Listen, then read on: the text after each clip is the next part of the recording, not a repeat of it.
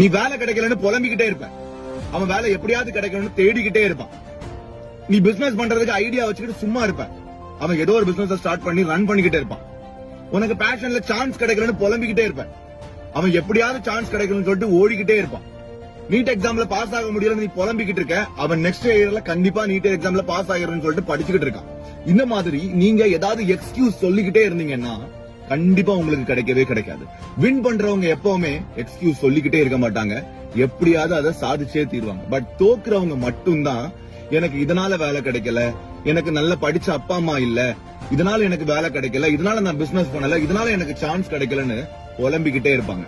Excuses சொல்லிக்கிட்டு இருக்கிறவங்க கண்டிப்பா தோத்துக்கிட்டு தான் இருப்பாங்களே தவிர எக்காரணத்து கொண்டு அவங்களால ஜெயிக்கவே முடியாது.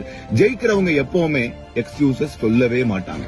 அவங்க எப்பவுமே அங்க ஒரு ஆப்பர்ச்சுனிட்டியை தேடிக்கிட்டே இருப்பாங்க. சான்ஸ் கண்டிப்பா கிடைக்கும்னு சொல்லிட்டு அவங்க மேல நம்பிக்கை வச்சு அவங்க அதுக்காக உழைச்சுக்கிட்டே இருப்பாங்க.